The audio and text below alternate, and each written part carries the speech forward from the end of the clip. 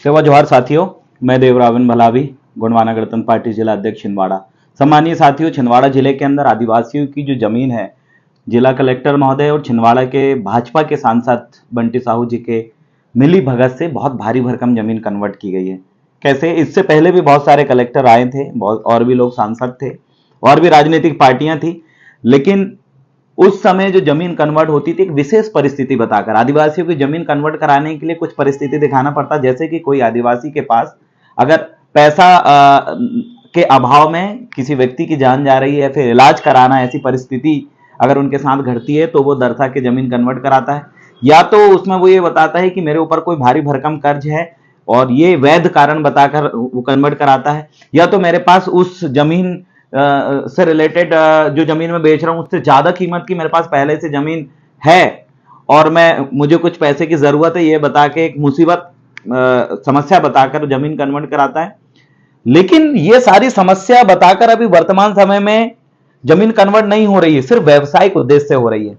और होती भी है तो इक्का दुक्का महीने में ऐसी कुछ जमीनें कन्वर्ट होती है, लेकिन यहां तो सैकड़ों जमीनें महीनों में कन्वर्ट हो रही है और आदिवासियों के पास जमीनें बची नहीं है। आज आदिवासी के नाम पे जमीन थी और कल वही देखेंगे किसी और व्यक्ति के नाम पे हो गई। और ये भी सुनो कि कुछ आदिवासी भाइयों ने जमीन कन्वर्ट करा दी लेकिन उनको पैसे नहीं मिला। 2 लाख 3 लाख रुपए में 11 महीने का एग्रीमेंट करा के 1 रुपए दे ही नहीं रहा। ये भयंकर माया जाल अभी छिंदवाड़ा में चल रहा है और छिंदवाड़ा में नहीं, पूरे मध्य प्रदेश और देश के अन्य कोनों में भी आदिवासियों की जमीन को, आदिवासियों को बहला फुसलाकर उनके साथ पैसों की धोखाधड़ी किया जा रहा है या गुंडागिर्दी करके उनको डराया जा रहा है। ये माया जाल जो फैला हुआ है ये व्यावसायिक उद्देश्य वाला है और व्यावसायिक उद्देश्य से किसी आदिवासी की जमीन का इस तरीके से कन्वर्ट कराना गैर आदिवासी के नाम, और उसका भारी भरकम जो पैसा है वो उन आदिवासियों को मिलना ही नहीं, या फिर मिला भी है तो उनका भी वो पैसे कोई एजेंट के लेकर, एजेंट उस पैसे को लेकर भाग जा रहा है। ये बड़ी विपत्ति से आज छिंदवाड़ा जिले का आदिवासी जो परिवार है वो गुजर रहा है। सम्मानीय साथियों, अगर समय रहते इस परिस्थिति में सम्मानित जिला कलेक्टर महोदय और सांसद महोदय इसमें अगर थोड़ा रोकते नहीं है तो मैं आपको बता दूं आने वाले समय में जो कुछ परसेंटेज आदिवासियों के पास शहरों में और गांवों में जो जमीन बची है वो भी नहीं बचेगी।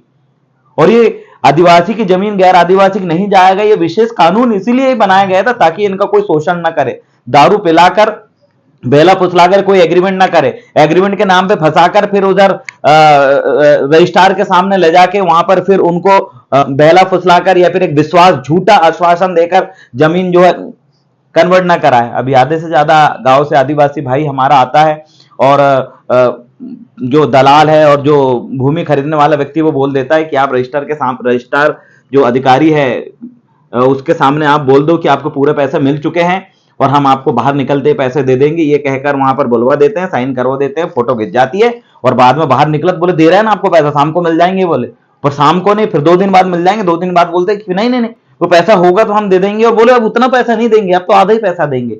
इस तरीके से आदिवासी यहाँ का शिकार हो रहा है और मेरा यह मानना है ये बहुत गंभीर विषय है। इसलिए मैं छिंदवाड़ा जिले के सभी सामाजिक संगठन और छिंदवाड़ा जिले के उन आदिवासी नेताओं से भी निवेदन करता हूं और आदिवासी को वोट लेके सांसद बने उन नेताओं से भी निवेदन करता हूं, विधायक बने नेताओं से निवेदन करता हूं कि इतना शोषण मत करो।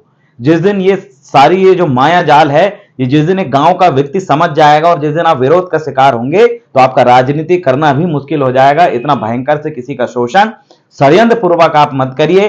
और तमाम संगठनों से कहना चाहता हूं कि आइए साथ दीजिए, इन नेताओं से भी कहना चाहता हूं आइए साथ दीजिए, कुछ चंद जमीन आदिवासियों के लिए बचने दीजिए। देश का मालिक कहा जाने वाला समुदाय आज इतने लोगों का विश्वास में डूब जाता है कि ये बस मेरा माई बाप है ये करके, और वही व्यक्ति उसको कल की धोखा दे रहा है। ये चीज का शिकार आज दिन ब दिन आदिवासी हो रहा है। इसलिए मैं तमाम आदिवासी परिवार से निवेदन करता हूं जो छिंदवाड़ा जिले के अंदर किसी को जमीन बेच भी रहा है तो पूरा पैसा ले लो भाई। जो एग्रीमेंट आप लिखवाते हो वो लेके आप महीनों भर साल भर बैठे रहते हो, 5-6 साल तक केस चलता है कि इन्होंने साहब चेक दिया है, इन्होंने एग्रीमेंट बनवाया है कि इतने इतना लाख रुपए, इतना इतना करोड़ रुपए ये जो है इतने महीना में दे देंगे, और सामने वाला व्यक्ति नहीं देता है। आप क्या करते हो, बैंक में चेक लगाया, केस चल रहा है, वकील 5-6 साल तक लटकाता है। क्या मतलब निकला उसका?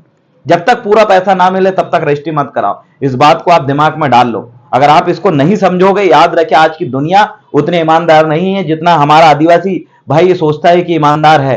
कानून में भी बहुत समय लगता है, न्याय में, और उस बीच में कई सारी घटनाएं घट जाती है और आपको कई स्तर पर पैसे की जरूरत पड़ती है जब आपको ये लोग मदद नहीं करेंगे जो आपने एग्रीमेंट बना के इनको दिए हैं। ये एक मसला नहीं है। मेरे पास लगभग 15 से 20 ऐसे परिवार आ चुके हैं जिन्होंने जमीन बेची, लेकिन उस जमीन के बदले में जो प्रतिफल, जो राशि मिलनी चाहिए थी, उनको नहीं मिली। वो एग्रीमेंट और चेक लेके घूम रहे हैं। कई के पास तो फर्जी चेक है, कई के पास तो एग्रीमेंट भी अव्यवस्थित तरीके से लिखा हुआ, उन्हें पढ़ भी नहीं पाए और साइन करा लिए। इसका शिकार आज हो रहा है और इसका पूरा फायदा छिंदवाड़ा के जिला कलेक्टर, वर्तमान जिला कलेक्टर महोदय ने पूरा लिया है और इसका पूरा फायदा वर्तमान सांसद महोदय ने इसका लिया है। और जिन बेबस असहाय आदिवासियों को आपने बेवकूफ बना के जो फायदा लिए हैं, याद रखिए वो पैसा कभी फलेगा नहीं और कानूनी रूप से भी हम आपको छोड़ेंगे नहीं, क्योंकि जितना हो सके हम ऐसा पूरा डाटा इकट्ठा करके इस संबंध में संवैधानिक रूप से प्रदर्शन के साथ साथ कानूनी रूप से कोर्ट में भी हम इसकी लड़ाई लड़ेंगे। इस बात को आप बिल्कुल अपने दिमाग में डाल लें। ऐसे भूमाफियाओं से भी मैं कहना चाहता हूं कि आपने जो चंद रुपया कमा के आज जिस तरीके की गद्दारी करके रुपया कमा के आप जो बड़ी बड़ी गाड़ी, बंगला और घर जो बना के बैठे हैं और सामने वाले को पैसा नहीं दिए, ऐसे लोगों को भी मैं सचेत करना चाहता हूं। तुम याद रखना, ये सारी चीजें आपने कर तो लिए, लेकिन जिस दिन आबड़े में सही तरीके से आप फंस जाओगे, आपको सड़क में लाने में ज्यादा समय नहीं लगेगा।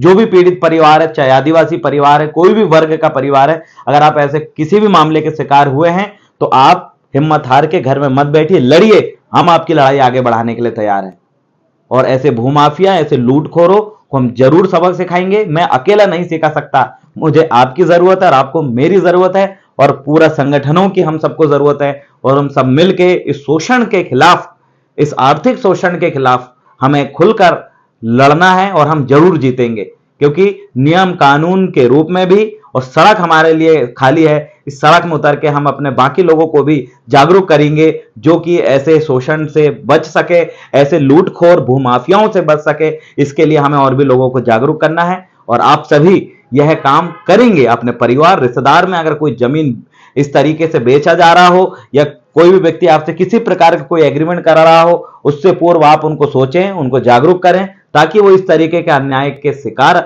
या शोषण के शिकार वो ना हो। ये सब आपको काम करना है, क्योंकि आज का जमाना, जितना ईमानदार हम लोग हैं उतना ईमानदार नहीं बचा है। चंद रुपयों के लिए कोई भी व्यक्ति कुछ भी करने के लिए तैयार हो जाता है। इसलिए बहुत सोच समझ के कोई भी आप कदम उठाएं। बहुत बहुत धन्यवाद। और जो कन्वर्ट होने वाले इस रोल में जल्दी सामान्य जिला कलेक्टर महोदय के खिलाफ हमें मोर्चा खोलना पड़ रहा है, ये हमें बड़े दुख के साथ कहना पड़ रहा है। हमारी व्यक्तिगत कोई लड़ाई उनसे है नहीं है, लेकिन सामाजिक जिस तरीके से उन्होंने चंद रुपयों के खातिर व्यवसायिक उद्देश्य से जो ट्राइबलों की जमीन नॉन ट्राइबल पर्सन को जो हस्तांतरण या ट्रांसफर जो करने का इनका जाल चल रहा है, हम उसके खिलाफ हैं। और कोई भी इस तरीके से इस ट्राइबल समुदाय, इस ट्राइबल कम्युनिटी, आदिवासी समुदाय के खिलाफ अगर किसी भी प्रकार का षड्यंत्र बना के उनका शोषण करेगा, उन सभी व्यक्ति के खिलाफ हम लगातार लामबंद रहेंगे और हमारा मोर्चा सदैव सक्रिय रहेगा। बहुत बहुत धन्यवाद। सेवा।